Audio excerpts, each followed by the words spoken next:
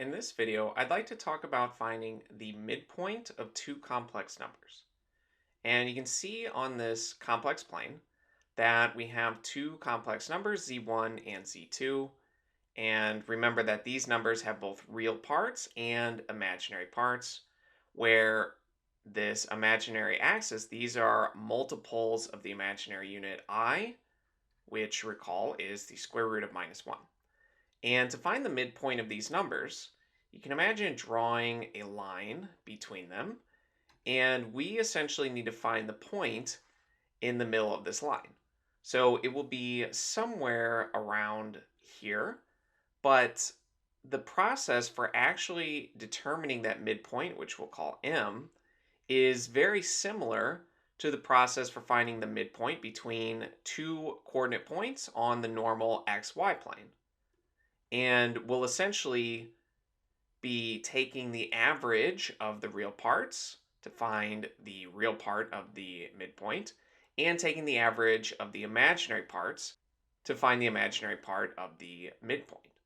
So let's start by first making just a little bit of room, and we can rewrite z1 and z2 in terms of their components just to better understand what these numbers actually are. So let's start with z1. And z1 has a real part of 3 and an imaginary part of -5i. So we can write this as 3 minus 5i. And for z2, that has a real part of -4 and an imaginary part of 6, or 6i. So z2 is -4 plus 6i. So to find the midpoint of this number, we need to find the average of the real parts and the average of the imaginary parts. So let's first start by writing out a formula for the midpoint, which we call M. This will be the average of the real parts.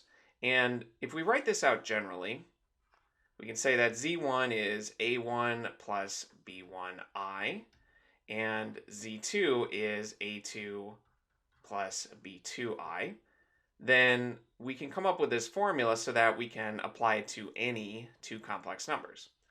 And the midpoint will be the average of the real parts. So we'll take a1 and add that to a2 and then divide by 2 since we're finding the average. And then we'll add that to the average of the imaginary parts, which will be b1 plus b2 over 2. And this is the imaginary part, so we multiply this one by I. Let me just make a little bit more room here. And now that we have a formula for finding the midpoint, let's apply it. So for z1 and z2, we will now find M. And taking the average of the real parts, we have 3 and -4. So we're adding -4. And we will divide all of that by 2. So that will find us the real part of the midpoint.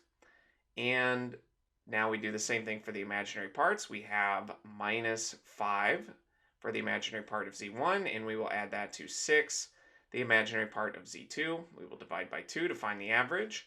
And this term right here is multiplied by I. So at this point, we just simplify everything to find that the midpoint is 3 minus 4, which is -1. So we have -1/2 for that real part. And the imaginary part, we have -5 plus 6, which is +1. So we have +1/2 multiplied by I. And let's plot this point since it should be on this line, though the line is not drawn perfectly, but it should be on the line and in the middle of these two complex numbers. And if we go over to -1/2 for the real part and up 1/2 for the imaginary part, we find that our midpoint, M, is right here, which visually you can see that this point is right in the middle of the two complex numbers. So it does make graphical sense, and it does confirm that this formula is valid. So just like when dealing with the normal xy plane, we find the average of the horizontal components, which in this case are the real parts, and we find the average of the vertical components, which again in this case are the imaginary components.